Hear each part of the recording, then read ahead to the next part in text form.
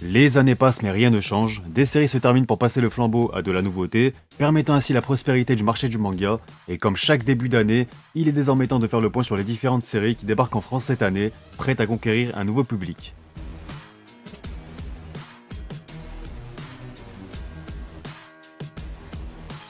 Des nouveautés attendues, aux classiques enfin réédités, en passant par de potentielles surprises à surveiller, cette année 2023 s'annonce déjà riche pour le paysage manga en France. On va donc revenir ensemble sur certaines d'entre elles, avec notamment un focus sur les 10 titres qui m'intéressent personnellement le plus, puis comme toujours, on abordera une plus large sélection avec les principales sorties de l'année, soit plus de 60 séries différentes histoire de vous mettre bien. Bref, sans plus attendre, on se retrouve après le générique.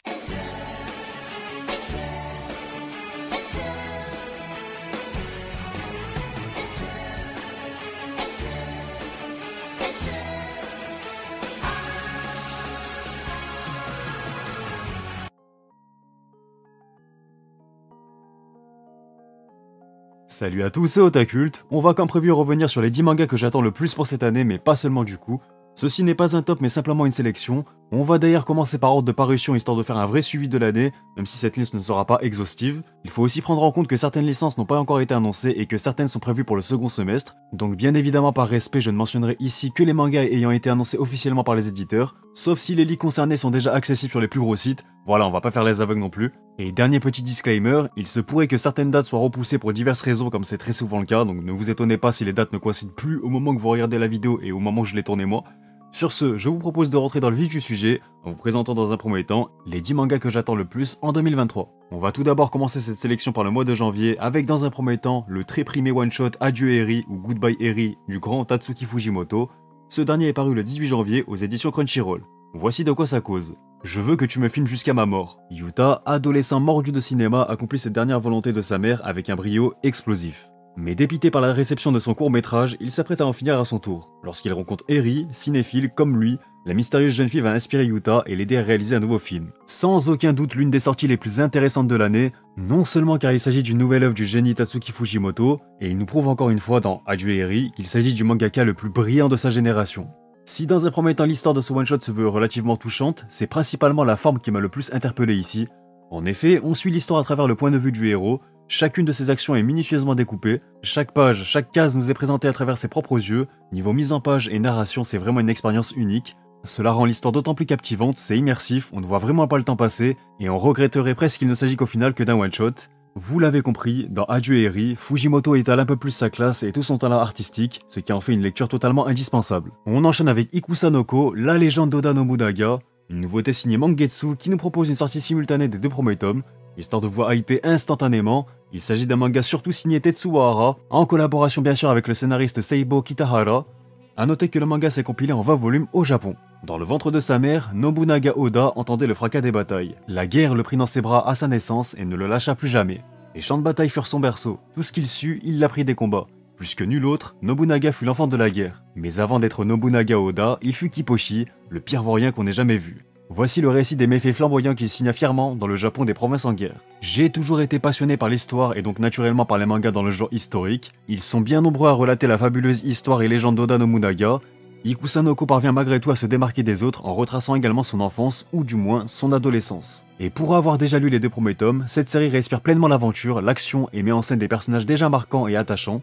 Le genre de bande de protagonistes que l'on a clairement envie de suivre et de voir évoluer. Et forcément avec Tetsuo Hara, l'auteur d'Hokuto no Ken, les dessins sont vraiment sublimes et rendent le tout encore plus agréable à lire. Ikusanoko s'inscrit donc naturellement dans la lignée des nouveautés de 2023, à suivre de très près.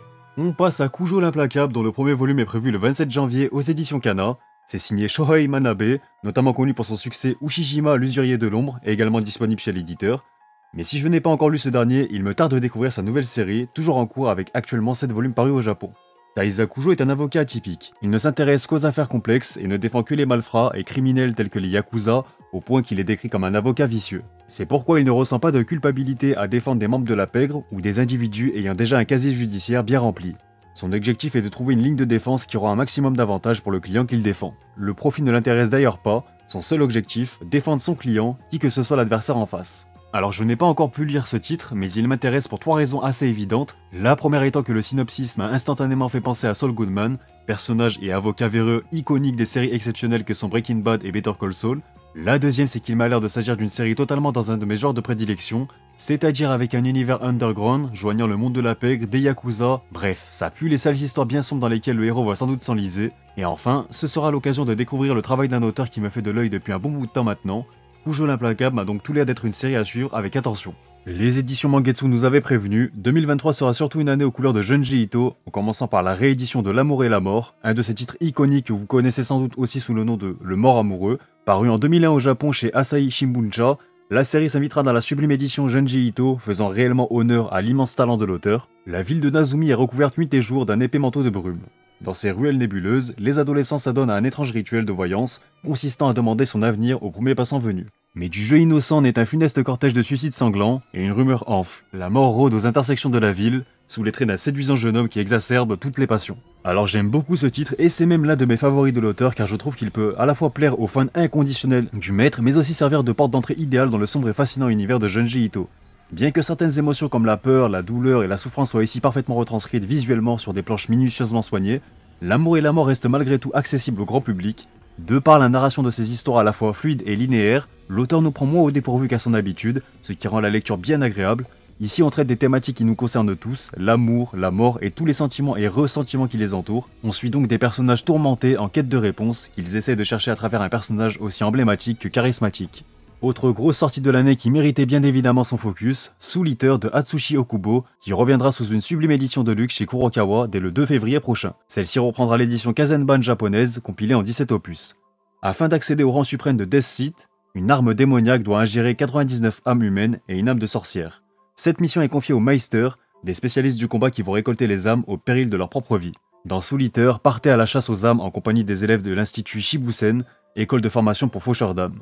Une réédition qui tombe pour beaucoup je pense à merveille si comme moi vous n'avez pas encore eu l'occasion de découvrir ce qui est considéré comme un grand classique du shonen. Grand succès au Japon mais aussi en France, des combats qui s'annoncent haletants avec leur touche d'originalité et un humour décalé, je pense qu'il est inutile d'en rajouter, la très bonne réputation de Soul Eater parle déjà assez pour lui. Il est temps de nous intéresser à une série qu'il me tardait de découvrir, Valhalla The Black Iron, la toute dernière série de Toshimitsu Matsubara, l'auteur de Rikudo.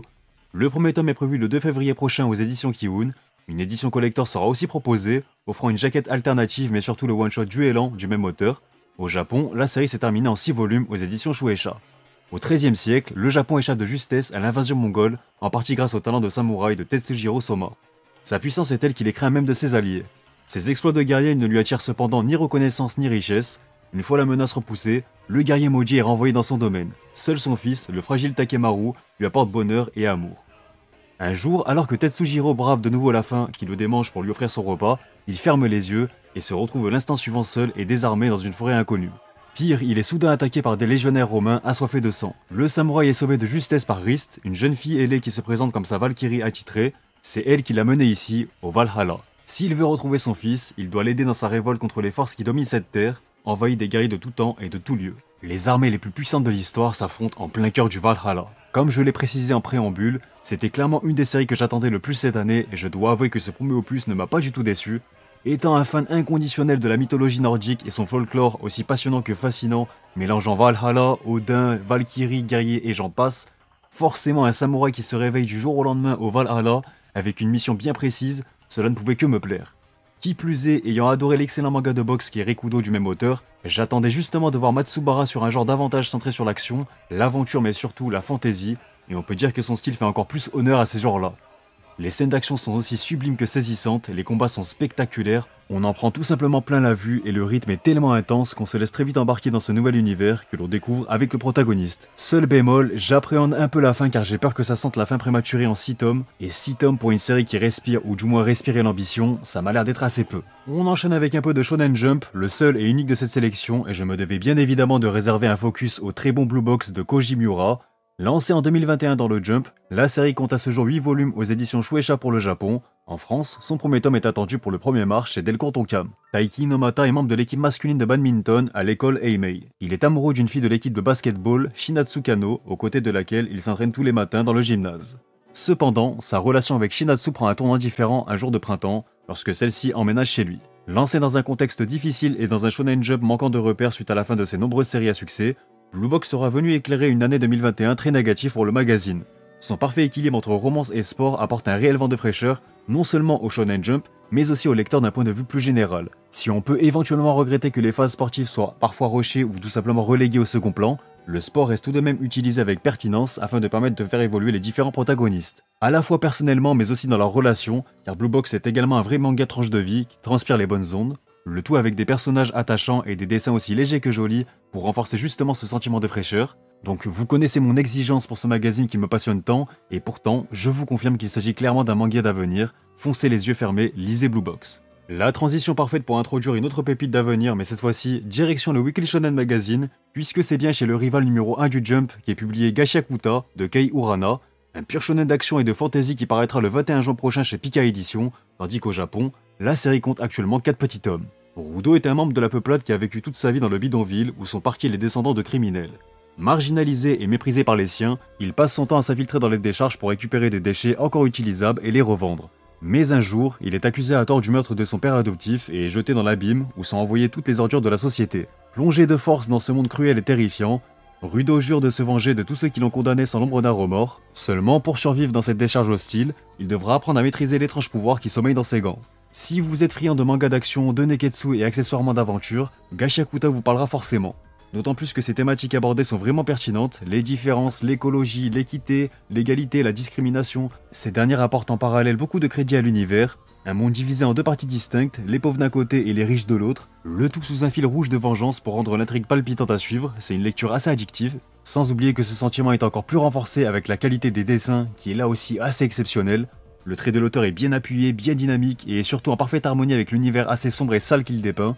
Bien que parfois prévisible dans sa narration, du moins sur les premiers chapitres que j'ai lus, Gashiakuta n'en demeure pas moins intéressant. On enchaîne avec une des sorties que j'attendais le plus depuis que j'ai découvert ce titre, Holy Land de Koji Mori, un seinen dans le genre furieux de 18 volumes qui paraîtra chez les éditions Vega Dupuis, et à l'heure actuelle je n'ai pas encore de date à vous communiquer. Entre le monde des enfants et celui des hommes, c'est en Holy Land, là où les lois ne comptent pas, sauf celles du plus fort. Dans ce monde errait Yu Kamishiro, qui avait tout d'un lycéen tout à fait ordinaire pour ne pas dire effacé ou timide. Sous cette apparence se cache un terrible combattant, appelé très vite le chasseur de gang ou gang hunter. Cependant Yu n'est pas un Superman déguisé et doute terriblement, il a même peur à chaque combat et il est facilement effrayé.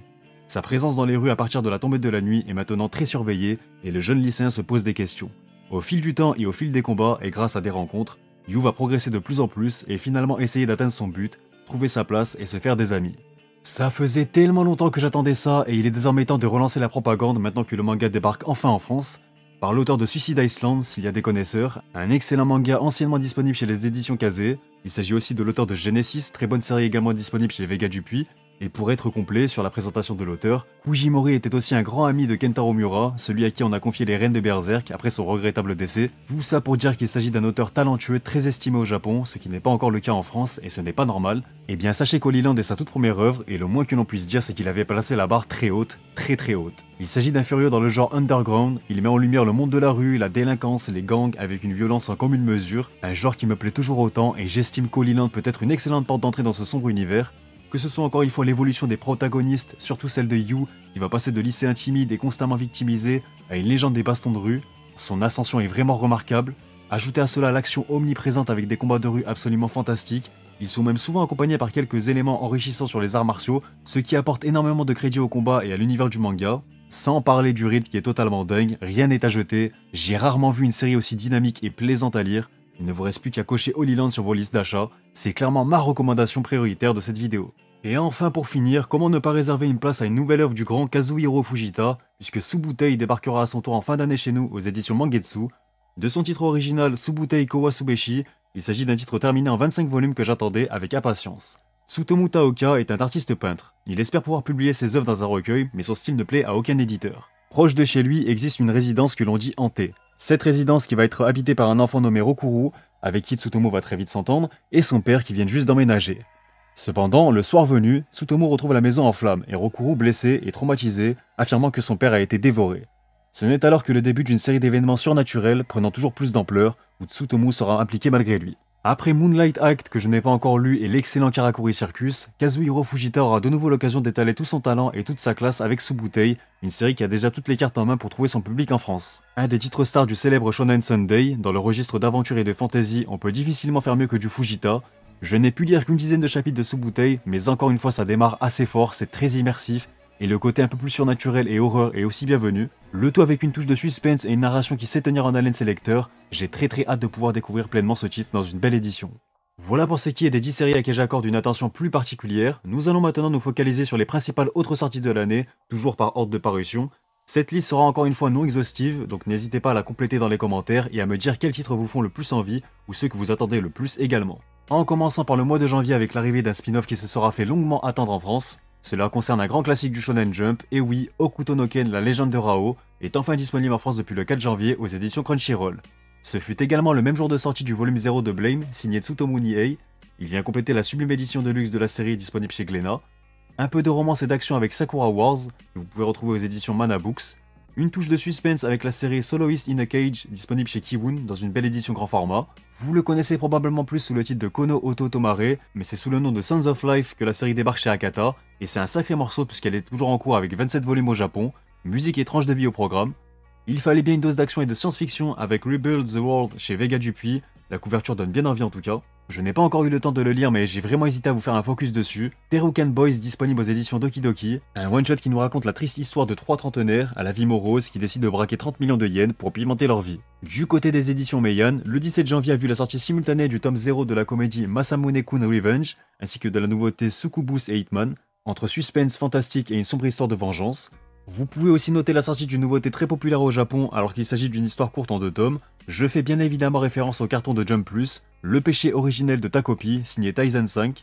Pika Edition ont même prévu les grands moyens avec la sortie d'un coffret collector comprenant les 2 tomes de Takopi, soit l'intégrale de la série, ainsi qu'un livret de 48 pages comprenant le one-shot inédit Hymne, le tout dans un fourreau blanc et noir aux détails scintillants en rose. Toujours chez Pika, mais cette fois-ci le 25 janvier, vous pouvez également noter la sortie du premier volume du spin-off L'attaque des titans Before the Fall, dans son édition colossale. Dans la même veine, le 25 sera aussi marqué par la sortie du spin-off 20th Century Boys du grand Naoki Urasawa chez Panini. Toujours le même jour, ce n'est pas la sortie d'une série mais celle d'un artbook très attendu, à savoir le sublime artbook de Junji Ito, une merveille à retrouver chez les copains de Mangetsu. Et enfin, pour bien conclure ce début d'année riche en sorties, les éditions Akata ont eu la brillante idée de continuer à mettre en lumière le génie de l'autrice Akane Torikai avec sa nouvelle série Amour Placebo, une romance avec des thématiques sociétales toujours aussi fortes. On enchaîne avec le mois de février qui nous réservera également beaucoup de belles sorties, en commençant par la nouveauté Mibu Gishiden, dans un ton historique, samouraï et billet japonais. C'est prévu le 1er février chez Mangetsu. Ce sera également le jour de sortie du très attendu spin-off One Piece épisode A aux éditions Glénat. Celui-ci revient sur le personnage d'Ace et ses Boichi aux commandes. Le 3 février sera quant à lui marqué par la sortie de Capeta, un manga de sport centré sur l'univers de l'automobile, compilé en 32 opus au Japon. Ça arrive donc en France chez Noévé Graphics. On passe à une autre nouveauté que j'aurais bien pu inclure dans ma sélection. Gigantis, vous avez peut-être déjà reconnu le style de Kinishi Tachibana, dessinateur de l'incroyable Terraform Mars. Il s'est associé à Yoichi Komori pour le scénario cette fois-ci, un scénario d'action et de science-fiction qui paraîtra le 8 février prochain chez Crunchyroll. Un mélange de fantasy et de romance avec My Happy Marriage, prévu le 9 février prochain aux éditions Kurokawa. On peut aussi penser à la comédie Inamatsuri qui est quant à elle prévue le 15 février chez Meian avec la sortie simultanée de ses 2 premiers volumes. C'est l'histoire d'un duo composé d'un yakuza et d'une jeune fille au pouvoir psychique. Le Furio sera encore à l'honneur cette année avec Windbreaker, qui débarquera également le 15 mais chez Pika Edition cette fois-ci. Un titre qui m'a bien l'air d'avoir une vibe Tokyo Revengers, mais en tout cas, une chose est sûre, on le retrouve régulièrement dans le top Oricon, soit le top des ventes japonaises. Dans un style bien plus what the fuck, la bonne surprise pourrait nous provenir de la comédie Ma revenante bien-aimée chez Mangetsu, l'équilibre audacieux entre romance et horreur, puis bonne nouvelle pour les fans de Mitsuru Adachi, puisqu'une réédition en volume double de Katsu est prévue chez Nobinobi. Celle-ci sera marquée par la sortie d'un titre inédit de l'auteur, toujours le 15 février, avec l'apparition de Boken Shonen Rêve d'enfance, toujours chez Nobinobi. Et enfin pour finir le mois, rendez-vous le 17 février pour la sortie de la romance New Normal aux éditions Kana. Celle-ci s'inspire notamment du Covid, le port du masque étant devenu la norme, une vie où le masque a rendu la bouche érotique. On passe au mois de mars en commençant par la sortie de Mighty Mothers, le premier du mois chez Mangetsu, l'histoire d'une mère célibataire le jour et criminelle endurcie la nuit. Ce titre au registre musical vous sera sans doute plus familier pour les habitudes de la chaîne, à savoir P6 ou Pipi, je sais pas comment ils vont appeler ça, qui est prévu le premier également chez Nobinobi. Un peu d'action et de suspense avec Under Ninja prévu aux éditions Pika. La pépite du Young Magazine se sera fait un peu attendre en France, mais ça arrive enfin. 2023 est décidément une année aux couleurs du génial Tsutomu Nihei, puisque sa série Abara reviendra également sous une réédition de luxe chez Glénat. Chaque année, les éditions Kiun ont le flair pour nous dégoter de belles surprises. Il faudra donc suivre attentivement le manga d'aventure du Mouvement de la Terre, qui gagne de plus en plus en popularité au Japon. C'est l'un des plus gros jeux sortis l'année dernière, je me devais donc de sélectionner son adaptation en manga, et je fais bien référence à Elden Ring, le chemin vers l'arbre monde, qui est disponible depuis peu en simultrade aux éditions Mana Books, mais qui devrait sortir en librairie courant mars. Le 24 mars nous proposera un autre Furio, à savoir Aubin les Yankees, dans un genre bien comique chez Naban Édition. Et enfin, une revisite moderne et horrifique de l'histoire d'Alice au Pays des Merveilles, le tout dans une édition de luxe avec ce qui pourrait être la plus belle édition de l'année, Bibliomania chez Mangetsu, et c'est prévu pour le 29 mars. Quoi de mieux pour débuter le mois d'avril que du Blue Lock avec le spin-off dédié à Nagi qui paraîtra le 5 avril chez Pika Édition. Place à une réédition cette fois-ci du côté de Panini avec la résurrection d'un autre titre du grand Tsutomu Takahashi. Et il s'agira cette fois-ci de son one-shot Alive, quand un condamné à mort se voit proposer un choix étrange, soit il est exécuté, soit il accepte de se livrer à une mystérieuse expérience. Ils seront accompagnés par la nouveauté Night of the Living Cat, quand l'humanité ne peut plus se permettre d'éprouver de l'affection pour les chats, un bon mélange d'humour, de survie, de zombies et d'originalité à venir chez Mangetsu. Le raz-de-marée Demon Slayer n'est pas encore tout à fait terminé, puisque son spin-off Demon Slayer School Days est prévu le 12 avril aux éditions Panini. Décidément ce sera le mois des spin-offs, puisque Kana viendra compléter la collection Shaman King avec l'arrivée de son spin-off Shaman King Gaiden Red Crimson. Là il faut vraiment s'accrocher et suivre chronologiquement parlant. Le malheureux Ayashimon, l'étoile filante du Shonen Jump signé Yuji Kaku, l'auteur de Hell's Paradise, aura tout de même sa chance en France aux éditions Crunchyroll. Le 19 avril sera également le jour de sortie et la suite des aventures de Blue Giant, avec l'arrivée de Blue Giant Explorer chez Glénat, bien accompagné par la réédition d'un one-shot horrifique culte de Minetaro Mochizuki, l'auteur de Dragonhead, qui reviendra dans un grand format avec la Dame de la Chambre Close, puis l'une des grosses sorties de l'année reste assurément une des pépites de Jump Plus, à savoir la nouveauté Ron Kamonohashi Derange Detective, signée Akira Amano, l'autrice du populaire Hitman Reborn entre autres. Vous pourrez donc découvrir les aventures de ce nouveau détective dès le 26 avril prochain chez Mangetsu. Pour le moment, peu de titres ont été annoncés pour les mois suivants, mais en mai, vous pourrez encore retrouver du Tsutomu Nihei chez Glénat avec une réédition en grand format de Biomega. Elle était aussi attendue, la nouvelle série Jumbo Max de Tsutomu Takahashi débarquera le 3 mai prochain chez Panini, qui continue de faire honneur à ce très grand auteur, ça fait plaisir. Comme j'ai hésité à l'intégrer à ma sélection car il n'a pas encore été annoncé officiellement, je vous en touche quelques mots. On suit l'histoire de Takeo, un homme d'une cinquantaine d'années qui désespère de se marier un jour. Par miracle, il fait la rencontre d'Akane, une belle femme qui a un enfant. 3 mois après, tous deux se marient et Takeo profite enfin d'une vie de famille épanouissante, enfin du moins pour le moment. Le jour suivant, on aura droit à une petite nouveauté de 3 tomes, Gestalt, un concentré d'action et de science-fiction au programme chez Kiun. Et enfin, en termes de sortie assez attendue, vous aurez droit à Amagami-san Shino En Musubi, digne héritier de la romance de quintessentiel quintuplé dans le Shonen Magazine. Ça devrait arriver le 17 mai et naturellement chez un certain éditeur. Le mois de juin nous réservera la sortie de Crazy Food Truck, dont la sortie est prévue le 1er du mois chez Kiun. Une courte histoire de 3 tomes nous plongeons dans le monde de la gastronomie et celui de l'action, ce qui n'est pas sans rappeler un certain Toriko. Je le place ici car l'info est déjà disponible et trouvable sur internet, mais Showa Shoten, la nouvelle série de Takeshi Obata, l'auteur de Death Note, est bien prévue pour le mois de juin en France. L'annonce n'étant pas encore officielle, je ne peux pas vous révéler l'éditeur ici. Le spin-off de Dragon Quest centré sur le personnage d'Avan sortira à son tour en juin chez Delcourt Tonkam. On bascule en juillet pour mentionner la sortie d'un nouveau Junji Ito, à savoir Fragment d'horreur que vous connaissez peut-être sous le titre de Mano Kakera, toujours dans la sublime collection dédiée à l'auteur chez Mangetsu. Il faudra ensuite attendre le mois de septembre pour la sortie de L'école décomposée, encore du Junji Ito, et bien évidemment toujours aux éditions Mangetsu. Autre belle annonce, le spin-off JoJo's Crazy Diamonds Demonic Earthbreak paraîtra au mois de septembre chez Delcourt Tonkam. On va finir cette sélection en beauté avec la réédition du célèbre shoujo Mars qui reviendra le 4 octobre chez Panini. 2 artbooks aux couleurs d'Elden Ring sont quant à eux prévus le 19 octobre chez Mana Books. Et enfin, Halloween 2023 sera représenté par la sortie de Mimi no Kaidan, un gros recueil d'histoires courtes dans lesquelles Junji Ito s'amuse à réinterpréter des légendes urbaines, à retrouver le 25 octobre chez Mangetsu. On ne connaît pas encore les dates de sortie exactes, mais pour rester dans le genre horreur, vous pouvez également noter que les annonces de PTSD Radio ainsi que Pumpkin Night ont été faites, 2 séries qui me font vraiment de l'œil et ce sera aussi à retrouver chez Mangetsu. Puis pour finir cette vidéo en beauté, les éditions Delcourt Tonkam comptent bien régaler les fans de JoJo's cette année puisque les JoJo Magazine sont prévus pour janvier 2024 et ils n'arriveront pas seuls puisqu'ils seront accompagnés de 3 romans de la licence, à savoir Purple Haze, Over Even et The Book. Sans oublier qu'il a aussi été précisé que les artbooks Jojo Veller étaient toujours en cours d'adaptation pour une sortie prochaine en France. Une annonce pour une perfecte édition du manga Hellsing a aussi été mentionnée, je n'ai pas de date à vous communiquer pour le moment. Il en va de même pour l'anthologie de la célèbre Rumiko Takahashi qui débarquera prochainement, toujours chez Delcourt Tonkam. Pour conclure, n'hésitez pas à me citer les 5 séries de l'année ou du moins celles que vous attendez le plus. J'ai essayé de varier les titres le plus possible sans tout vous lister non plus, donc encore une fois, à vous de me compléter dans les commentaires. Bref, sur ce la vidéo est terminée, donc j'espère qu'elle vous aura plu. Pensez à vous abonner et activer la cloche pour ne pas manquer les prochaines vidéos. Vous pouvez également me retrouver sur mes différents réseaux sociaux disponibles en description. Quant à moi, je vous dis à très bientôt pour de prochaines vidéos, portez-vous bien et surtout, on se reverra.